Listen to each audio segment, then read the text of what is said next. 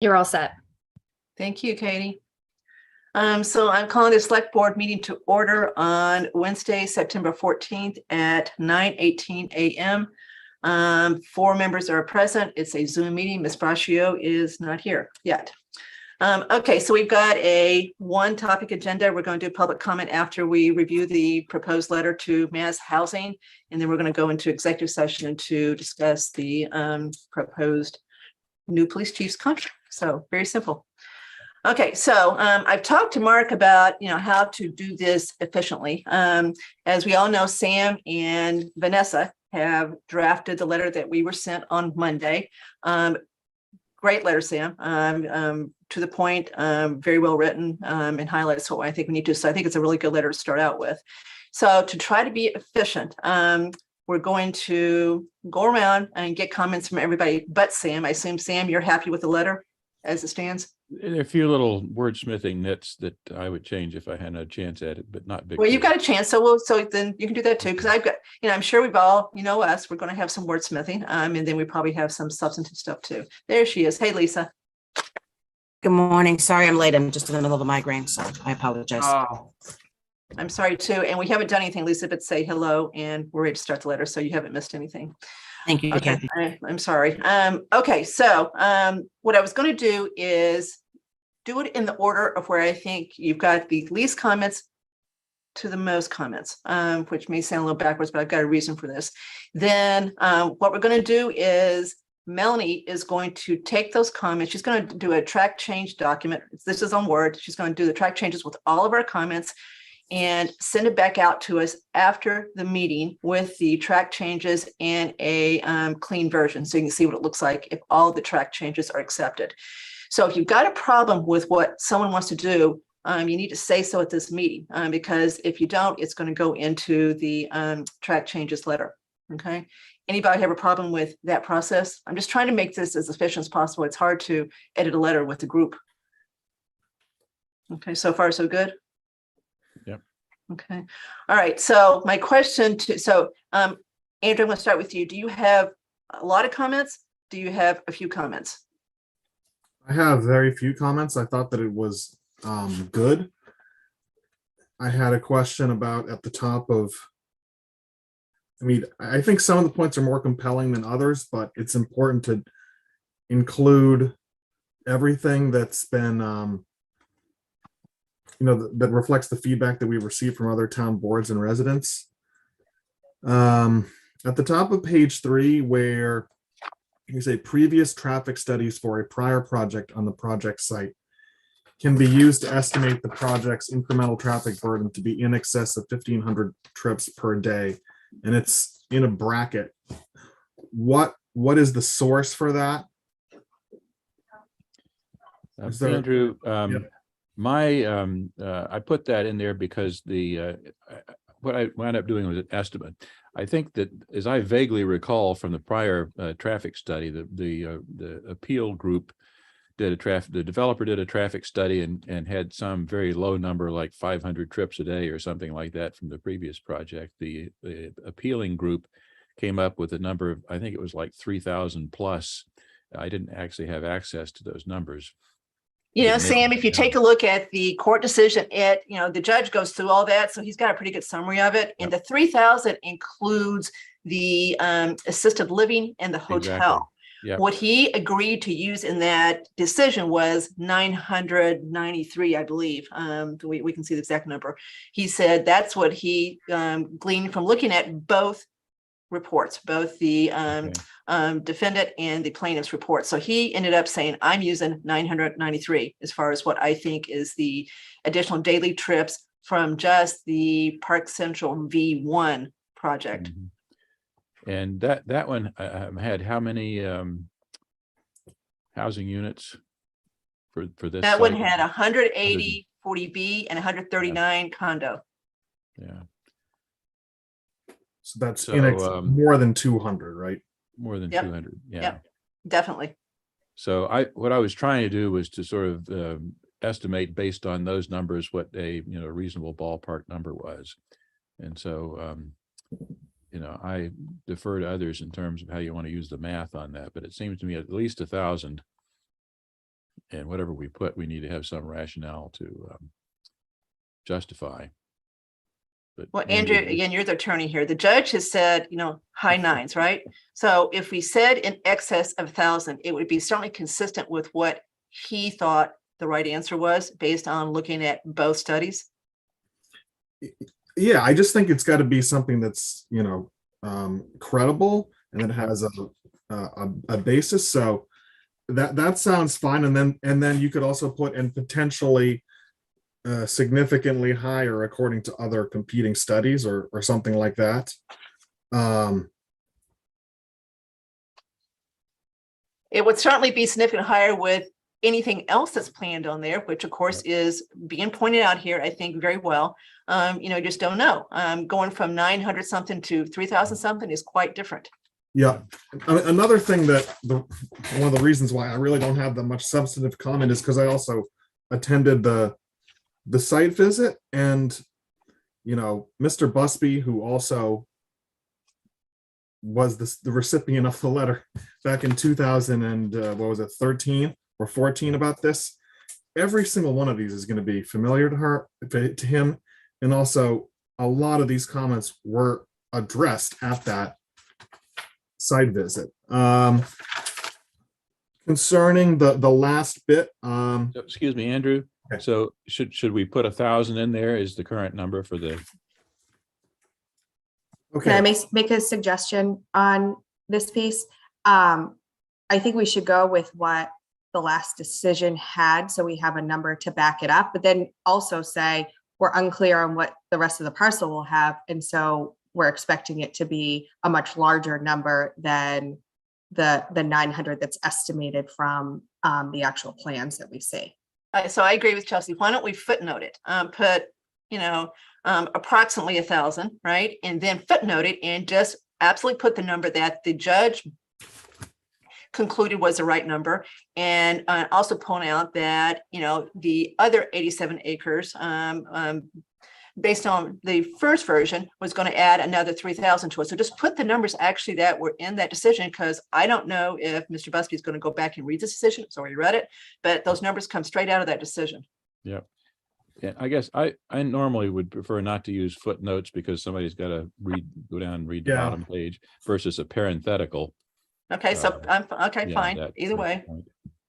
But I think it's a good point to make.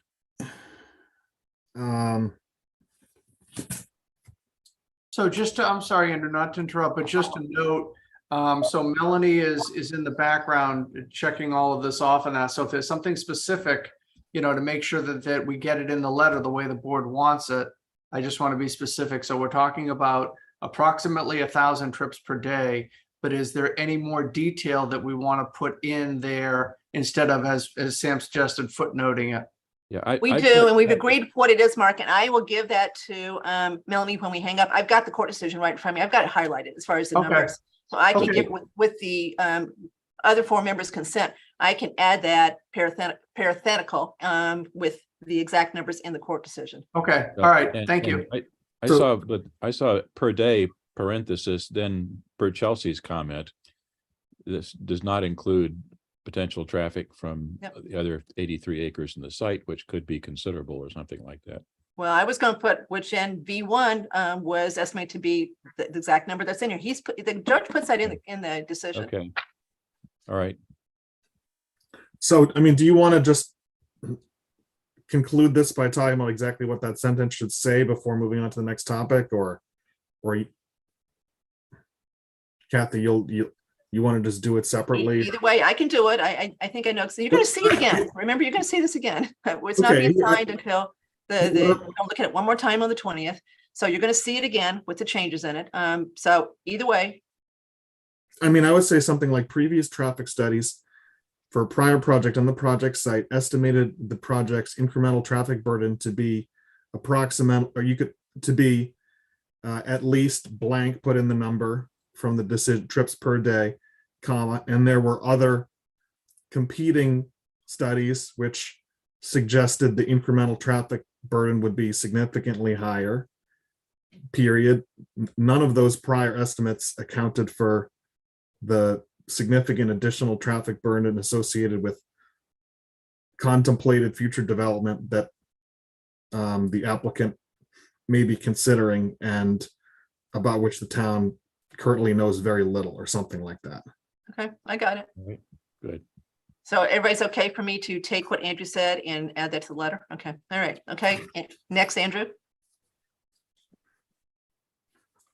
I really thought it was very good. I don't really have many other substantive comments other than that. The bullet point about the covenants at the end, I think that's probably the best way of framing it. I mean, I do like this letter. I thought it did a good job of summarizing everything. Just that we asked Mass Housing confirm that the project is currently allowable pursuant to the covenants. The way I read the language in that page was that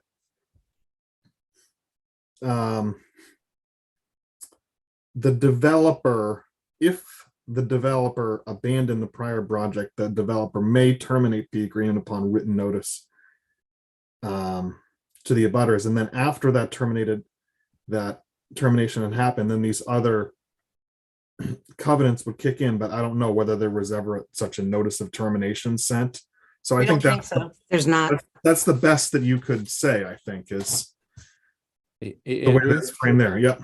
I waffle some on that one with a more positive statement versus we asked Mass Housing to investigate this versus something like it's our understanding of this that the 2-year moratorium currently the project is not buildable pursuant to those covenants, and we ask Mass Housing to confirm this or something like that. Do we want to Yeah. say we have a Kathy. belief there?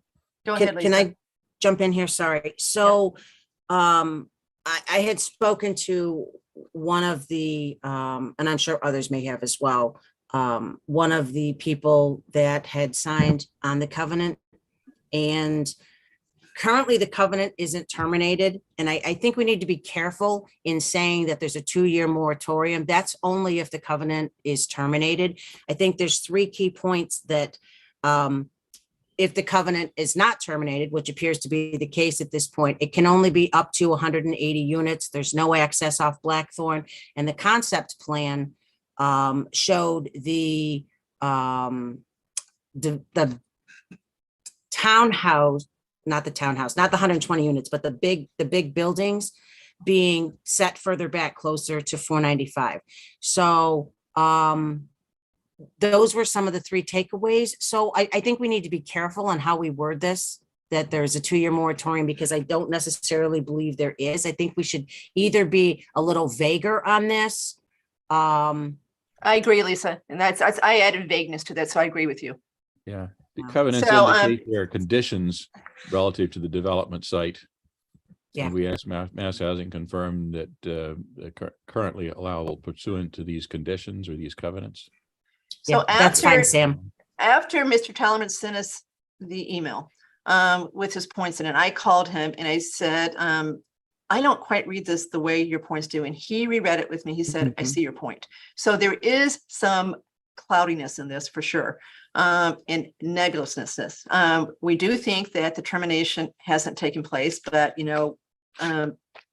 we wouldn't know for sure, but we've been told that by the abutter's attorney. So how about this, Lisa? So this is what I did to it to try to make it a little bit not so. I said these covenants seem to indicate that there is a 2-year moratorium. So I added the word seem to on additional development of the site from the date the prior project was officially terminated. So I'm trying. I think what we want to do is we want to make sure Mr. Busby really focuses on this. We want him to understand that he needs to go further with this and, probably talk to the, Dan Hill or talk to the one of the 6. There's only so much we can do, but we need our job, I think, is to point this out to him so he knows that there really could be an issue here, a major issue. And I think we've done that. And maybe what we do is once Mark sends a letter on the 22nd is he calls Mr. Busby and say, even though this was at the last of the letter, it's really important that you focus on this. Don't gloss over by the time you get to the last paragraph, because we want them to now take this further and figure this out as far as what that covenant truly means. Well, what about also at the last sentence of the bullet saying, we ask that Mask Housing carefully review all the covenants in this document and confirm whether or not the project is currently allowable pursuant to these covenants, or something like that. I like that. That's Sam, good. Chelsea? Good, yeah. Yeah. So everybody's nodding yes to that. Okay, all right, so that sounds good to me. But I still like the idea of Mark making sure that that paragraph is seen. Do we want to lead with that paragraph? Well, that's my point. You know, you got it at the very last, right? And it's, Yeah. to me, it's really important. Yeah, Well, maybe you move it up in the bullets. You make it the first I'd bullet. lead with it. Yeah. Get his attention. so the additional comments, this would be the first additional comment. Right. Yeah. And also, what about on your first page where you say, our select board strongly requests the Mass Housing not issue a project eligibility letter unless such letter includes following key requirements. And you know, That would be another requirement. Yep. yeah, confirmation that the contemplated project is in fact allowable pursuant to the covenants recorded at blah, blah, blah. Yep. You know, but think about what Described you're fully saying. below. Is this really a key requirement? To me, this is kind of the whole, if there really is a moratorium here, then I think you lead off with that. You got to get through that first before you do anything else. So I don't know if this would even be a key requirement. If there really is a moratorium on this, and and hadn't even started because the termination letter has never been sent, then that to me may stop the whole process. And there is no letter to come out because they're not eligible to even apply right now. Maybe- So I think you kind of got to get through that hurdle first before you then say, okay, now if you are going to issue your letter, we want you to make sure that you include these key requirements. I think that's even separate from a key requirement. How about putting that at the end of the first paragraph of the letter? Well, yeah, my suggestion, I took a look at that, and you've got to find it, you could take that last sentence of the first paragraph, break it out into a next paragraph, and then build off of that with that bullet point that, this needs to be addressed before anything Right. else is considered. But then I'm not sure that closes up the first paragraph properly. Well, I think you could do that by saying a number of issues need to be addressed, notwithstanding or something like that. There's one remaining issue from the previous project that needs to be addressed before any of the other issues, and then lead the second paragraph. Additionally, our current assessment, blah, blah, blah. So, But if you wanted to stand out, I would make it its own paragraph. So you can have the intro, because you've got the introduction okay. paragraph, and then you jump in. And so, Yeah. I would try to find a way to make that into a new second paragraph. yeah. And I would sounds good. bold that paragraph. I don't know about bolding it, Okay. but certainly get it in there. If it's the second paragraph, he won't miss it. Okay. Everybody agree that we're going to move it up?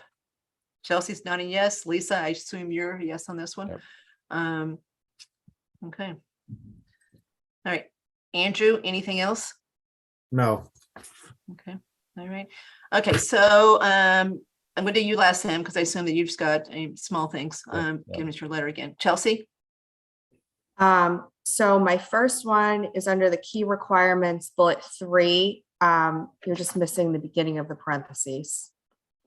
Yep. So I'd like to expand on the unsuitability of project site for residential units, because it's unclear to me. So as you know, this is kind of my Board of Health hat a little bit. We're dealing with some noise complaints in town, and I am unclear on what actually will be removed from the site that would block noise from 495 to the current residences that exist there. So I want to understand the mitigation that's going to be done for noise, because anytime you change topography and that kind of thing, you can increase sound noise. So I want to make sure that we include something related to that from a technical perspective. So in that. good, excellent point, Chelsea. And on top of that, remember, this is zoned industrial. Okay, so what if another big, truck laden facility is put there, like Ken's Foods that has lots of trucks, right?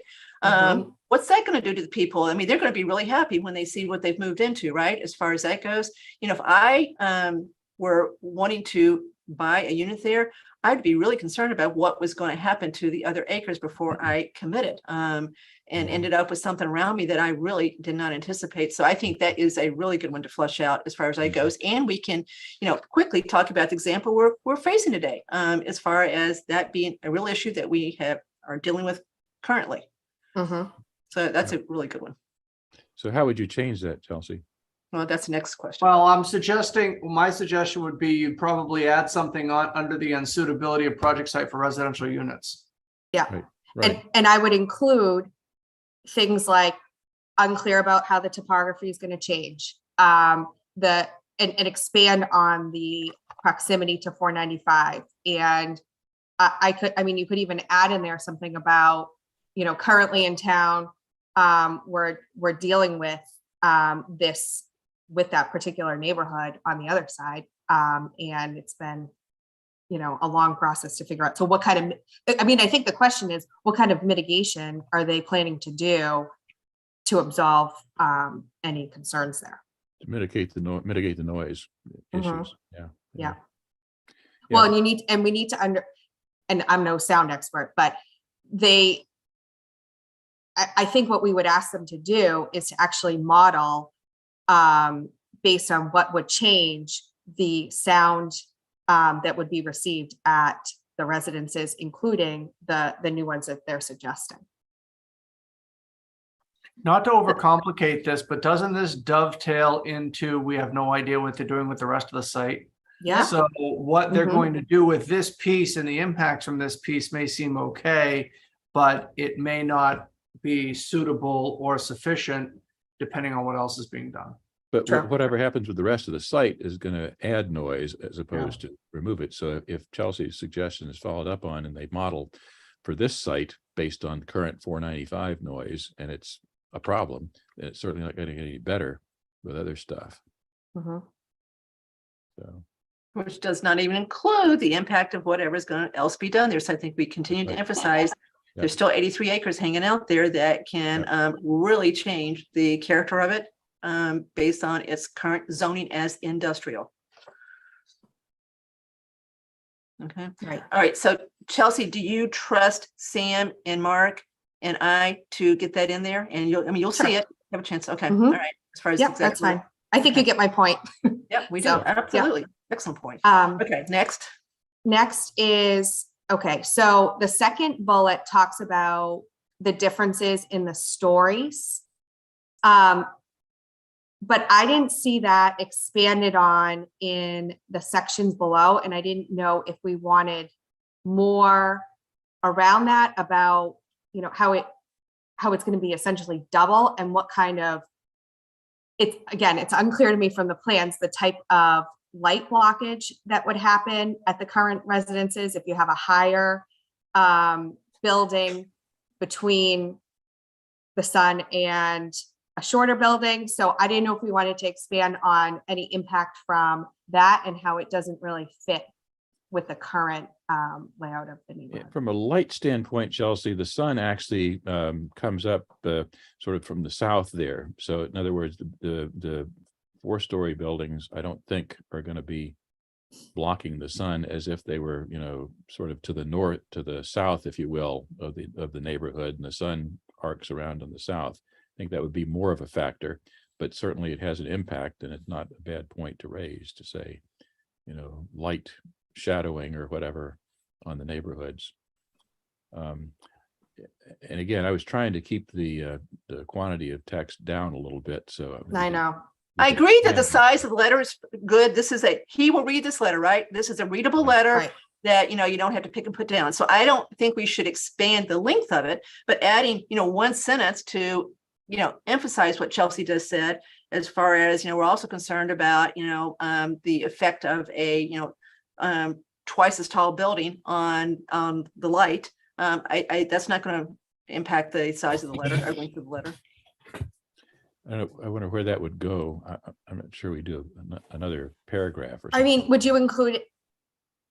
I don't You know. don't- I think you're including it in the same place we just talked about the noise impacts. I mean, we really don't have it. When you look at unsuitability of project site for residential units, we don't have, I hadn't noticed that, Chelsea, but that is not something that was expanded upon, but it looks like that's going to be the catch-all for this type of stuff. I So- agree. So I you couldn't- I may, think you may want to add a sentence on after that in terms of the impacts of the project for the abutting neighborhoods. And I Building can't do it off the massing, top of my head, but yeah.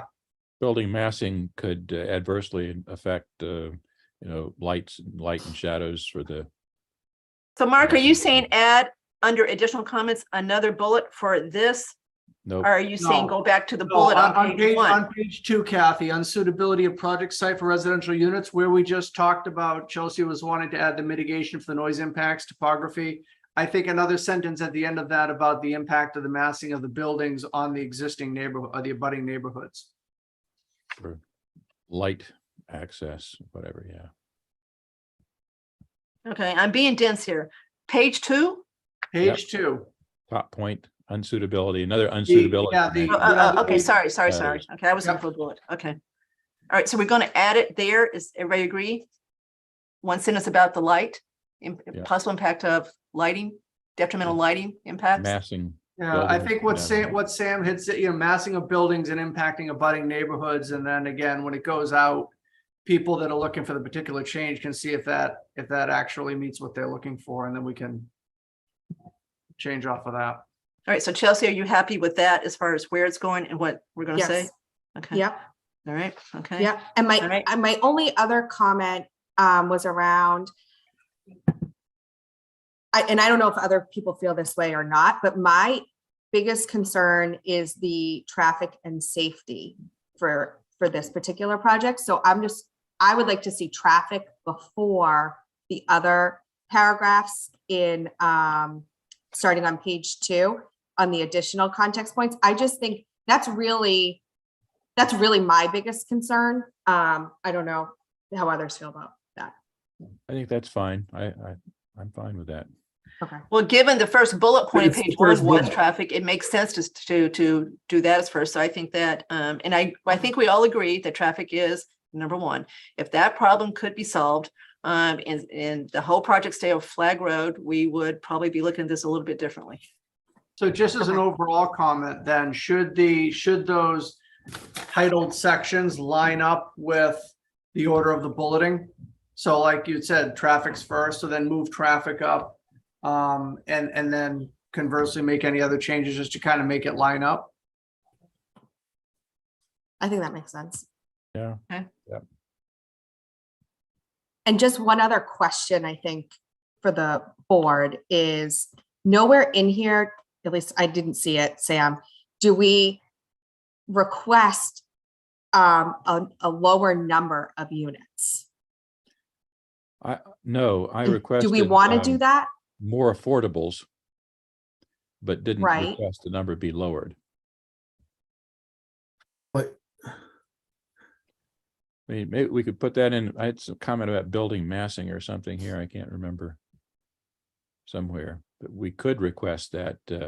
I mean, If you definitely say, you go into the 57 is what we need. We want him to do 60. but that isn't quite the same point. That was the No, safe it's harbor not. point. A building massing piece, smaller project. I guess, Chelsea, I'm not as concerned personally about, if you decrease by 50 units, that would be helpful, certainly, but that's not really what makes it or breaks it for me necessarily. And I also think, Sam, through the ZBA process as well, that could potentially lower the number of units based on feedback and, comments throughout the Yeah, process. They could, and I actually, Lisa, I'm okay with 200 units if they send the traffic out to Route 9. And if And they move the remember, buildings. 200 is not an arbitrary number. 200 is what state law says we're entitled to do because of our population. It used to be 180. That's why it was 180 before, and now it's 200. So 200 is there for a reason. He did, he asked for the max he could do without having to, get approval by the town to go over that. So this is his safe harbor as far as that goes. So I think I'm with Sam on this one as far as not saying that in this letter. Certainly, we know the ZBA could, as part of their, if it goes that far, as part of their discussion, could try and negotiate a lower number, no doubt about it. But I'm not sure that it's appropriate to put that in this letter.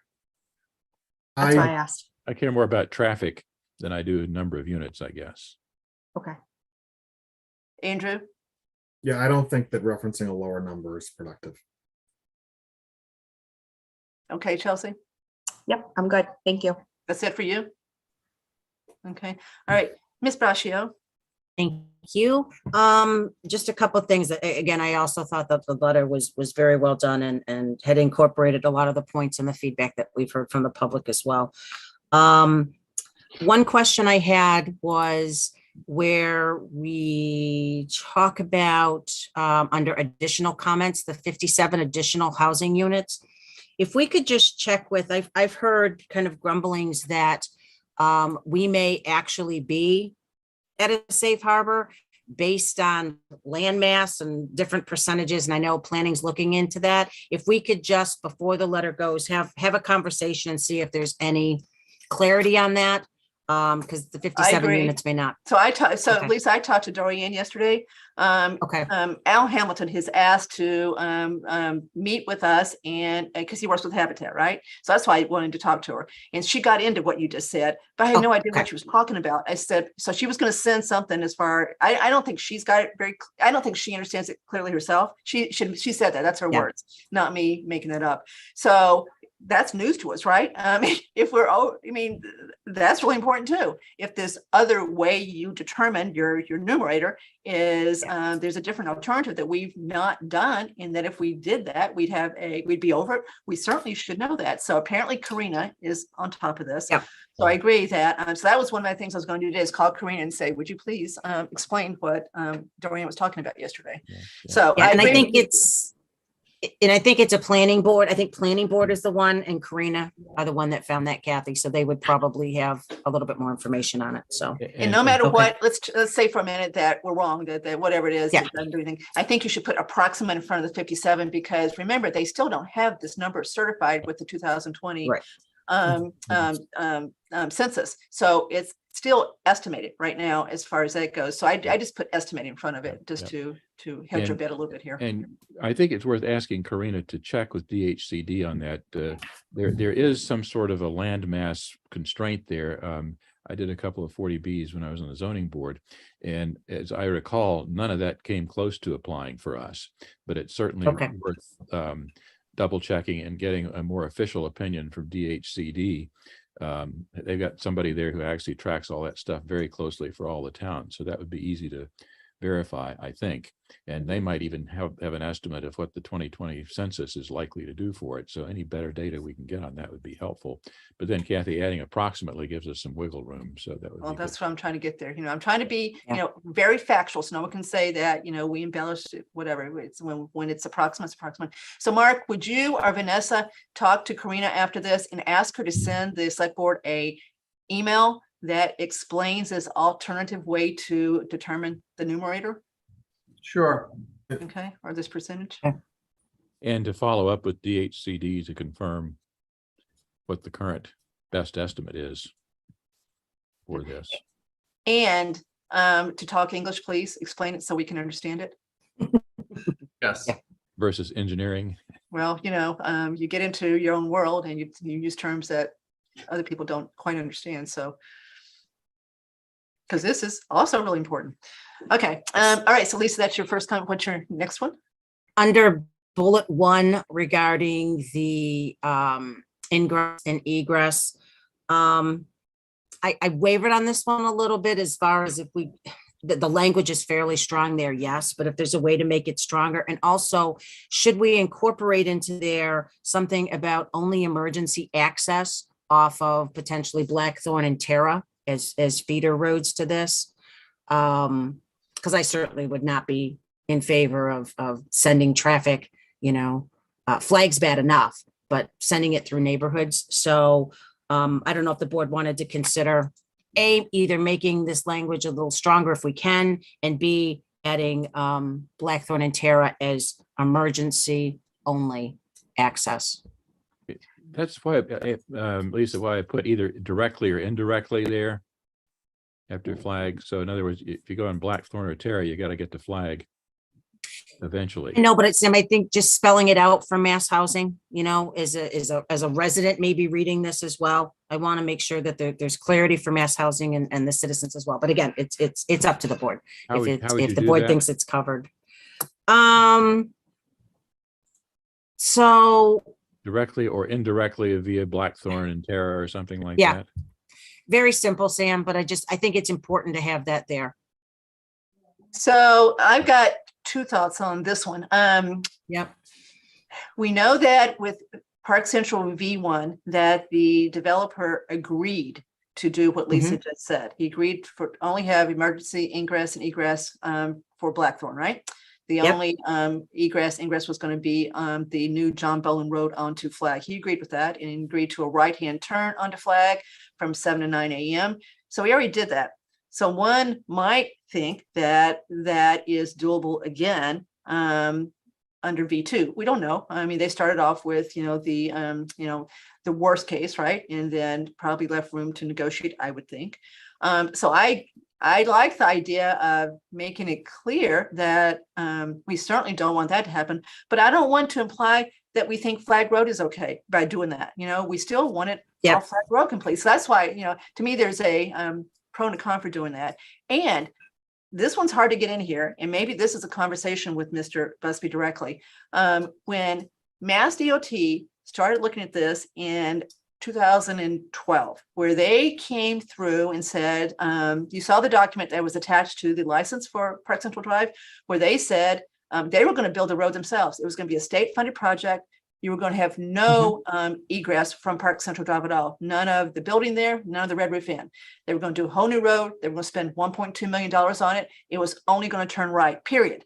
And it was going to curve to the right, go to the right, but they still didn't like that. They still thought it was too much traffic onto Route 9 right there. It's still too close to 495 right there. So they still thought there's still a problem there. They still know, DOT knows it's still a safety concern, dumping all that traffic onto westbound Route 9 right there. So I'd like for Mr. Busby to have that in his mind too, as he thinks about this. DOT, as we know now, is nowhere near doing a improvement project right there. I mean, when they do, they move slow. So we're years away from them doing something there, but they clearly understood because they said so in that there is a problem, that Flag Road's still too close to 495 too. So I'd like to get that in his mindset somehow, even if it's, Mr. Purple calling him and saying, make sure you go back and read, the DOT stuff, what they think about this too. They know how dangerous it is, dumping all this traffic westbound Route 9, then doing the loop-to-loop on 495 coming back east. That knowledge is there in the state. So long answer to what Lisa wants to do. I think there's a pro and con of what she wants to do. I'm not sure which one outweighs the other. So Andrew, what do you think? We could put that at the top of the next page there. We got traffic and talk about MassDOT.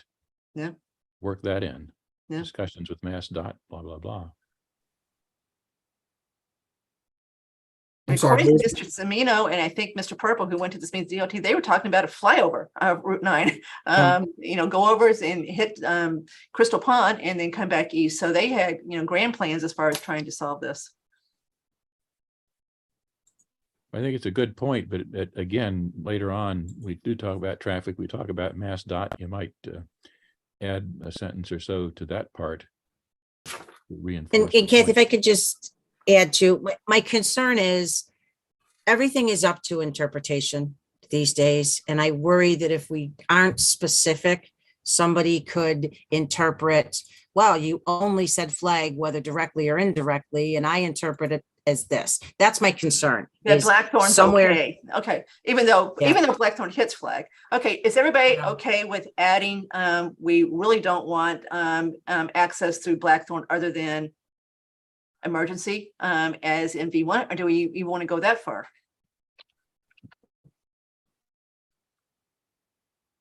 I'm not even sure I'd open that door. Okay, so we just want no access. Okay. Period. I No think that's the ingress, strongest egress position. onto Blackthorn Road. Okay, as currently planned.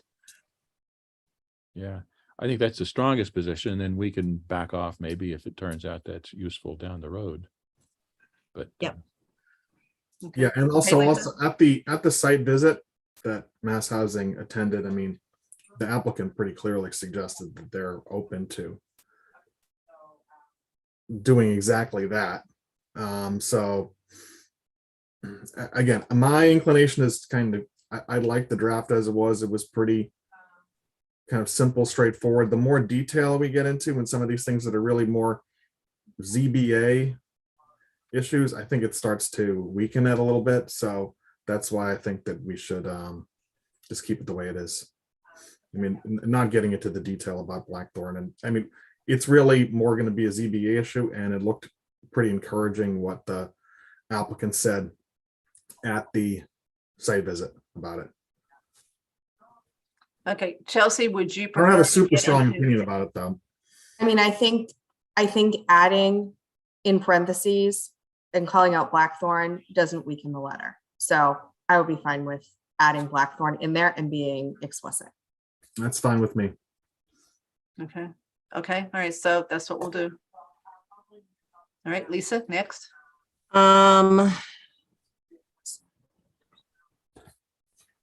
Okay, I guess my next point is some level of covered under bullet point 3, and I understand we don't want to increase the letter, and Michael Busby was there, but I think Freddie brought up a good, very good point regarding the additional, sorry, Freddie Gillespie, in case somebody doesn't know, at the site visit, when she talked about the road and the construction of the road coming in and out potentially if it accessed Flag Road, that the standards, if something industrial went in there, what would the standards and requirements be, and how would it change the road as the road would be constructed today?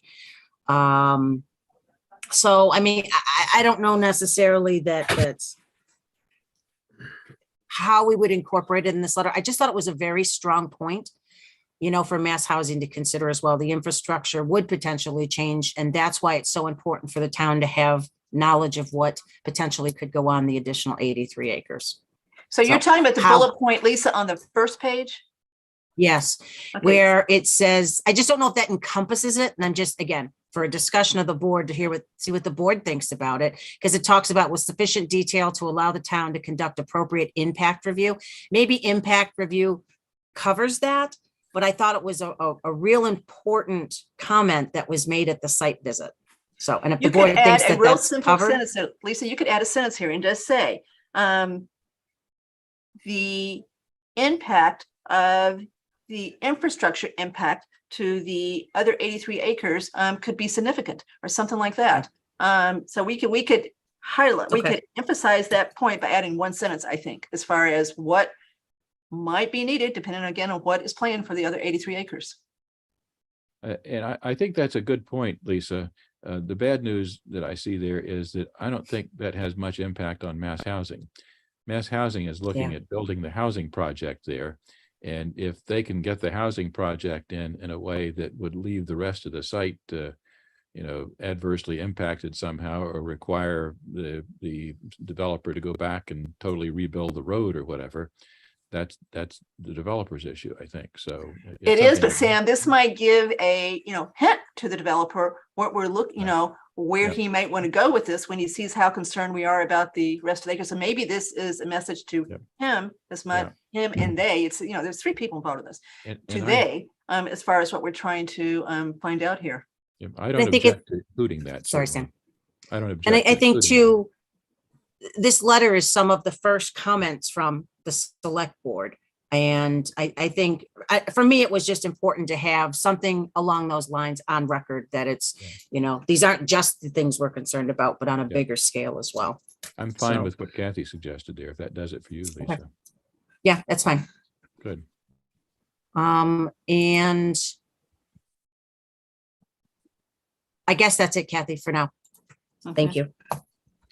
So, one of the beauties of going last is I can say, oh, you guys got all my comments. But anyway, I got a couple more. So I'm not going to do what I actually had some real nitpicks, but they're all nitpicks. This letter is well written.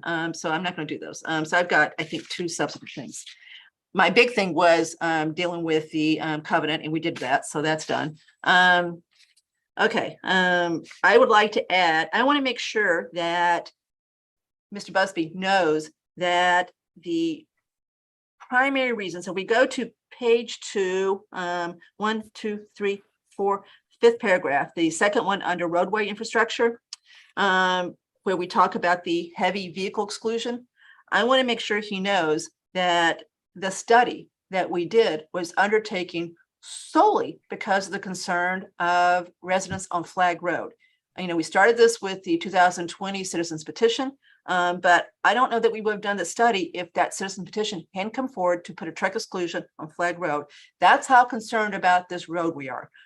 So this didn't start with Park Central. We've got all kinds of concerns about Flag Road. So I'd like to at least add a sentence at the end so he knows why we did that study. That was totally because of the concerns about the inherent danger on Flag Road as it exists today, notwithstanding what Park Central V1 and V2 might do to it.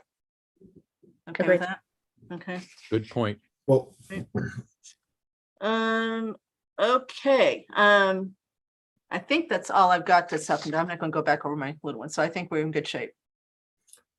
Kathy, if I can go backwards under bring back to the roadway infrastructure, the sentence that says this road is also designated as a scenic road.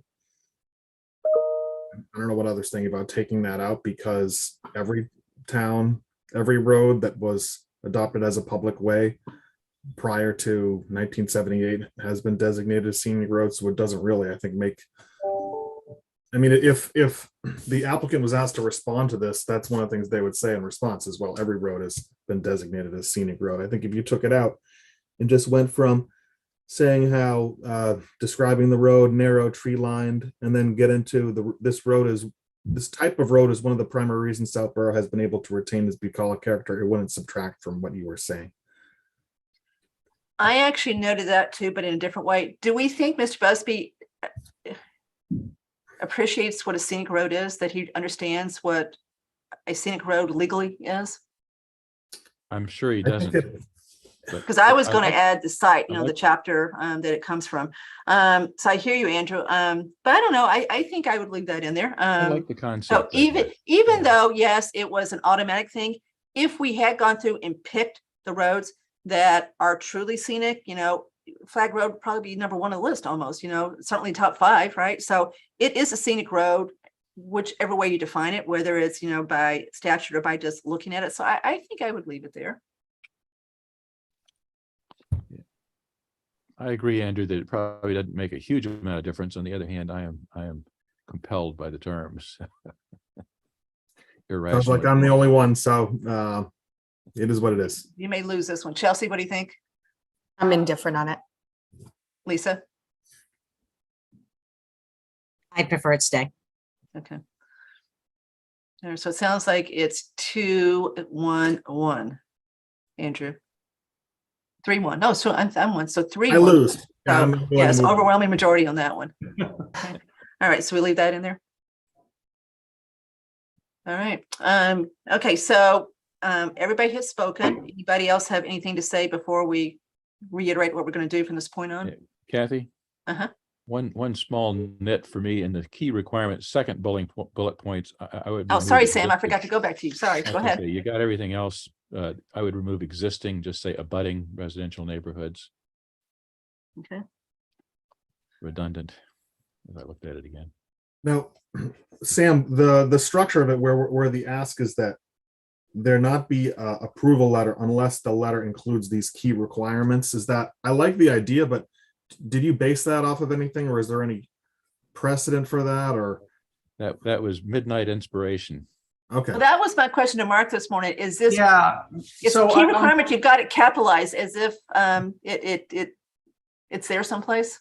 Because I refer to it later. It's a defined term. Okay, So I come back later at the end and refer to it again, just to make it easier to refer to. So Andrew, you brought that up. Sam and I had comments about that. The one, like I said, again, everyone said it this morning, so I'll say it too. I thought the letter was well done. After the first iteration, I didn't have much involvement. It was Vanessa and it was Sam.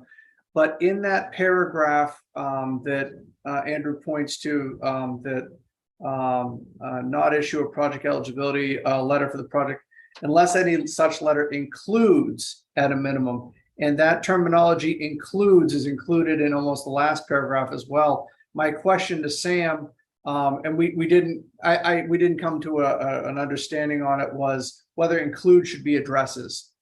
I don't know whether addresses is a better way to put it, or it should be left as includes. I had changed it. I wasn't sure I liked it, and I left it as includes, but thought at least since we'd had the discussion about it, I would just mention that here as to whether. And I thought includes is a stronger term than addresses, I guess. is. But I'm certainly open. Well, I'll to give you a other stronger ways. one, requires.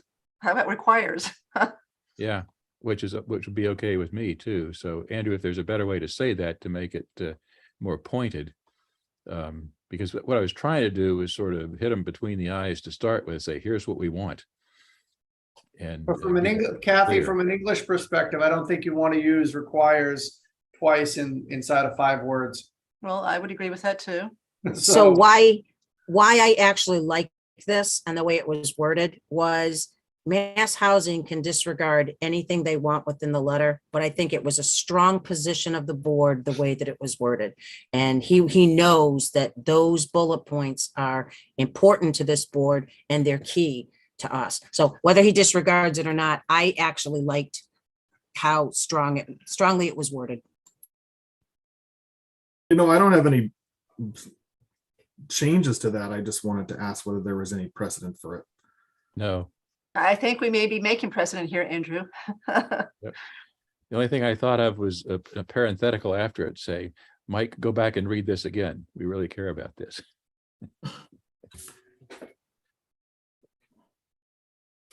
So is it appropriate protocol that once the letter is sent and we give Mr. Busby time to digest it, because he's going to get a big packet, right? So it's our letter, then everything else is going with it. Once we think he's had a reasonable chance to digest it, to pick up the phone and call him and just make sure that we think that we've emphasized the appropriate, really big things correctly? Why not? Yeah. They talk to a lot of people. And And he's certainly familiar with this project. Okay, all right. So I think that would probably be a good thing to do. Okay, so Sam, any more? Oh. Okay, that's it. Okay, so from this point on, Sam, Mark, Melanie, Vanessa, and I, we will take all the comments that are made today. We've got the Zoom to go back and look at. You'll fairly quickly get a email with the track changes on it and then a clean version so you can read it as to what we think it's going to look like, right? Okay, at that point, it should be in pretty good shape, right? So then on the 20th, we'll have, one more chance, unless someone says, hey, I really think this is messed up, we got to meet again. So if you don't think that, we've got it on the agenda for the 20th to wrap it up so we can do any final tweaks on the 20th. But by then, we would hope that the tweaks are really small, you misspelled a word or something. Everybody agree with that being the appropriate process to wrap this up? Because we got to the 22nd, so that gets marked the 21st.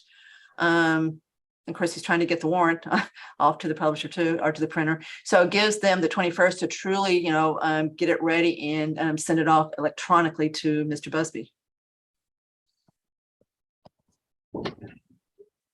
So everybody, no one's saying they disagree. Chelsea's your hand up? No, sorry. It looks like it is. It is on my It end. does? So, yeah. Am I frozen? No, Oh, you're good.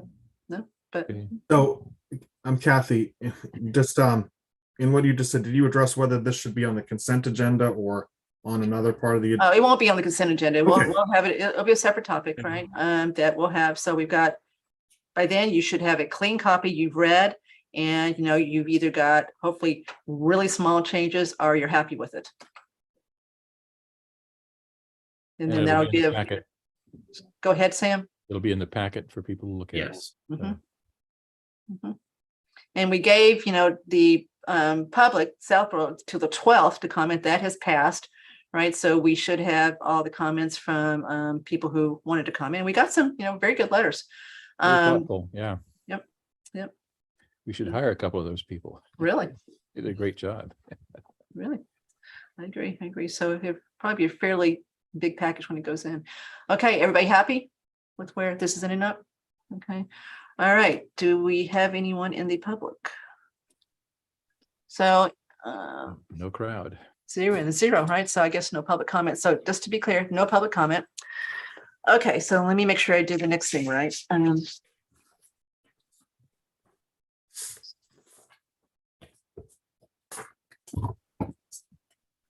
Okay, so the board is now going to enter into executive session per MGL Chapter 38, Section 21, and not return to open session to discuss the contract negotiations for the police chief using exemption 2, as the chair has determined that an open meeting may have detrimental effect on the town's position.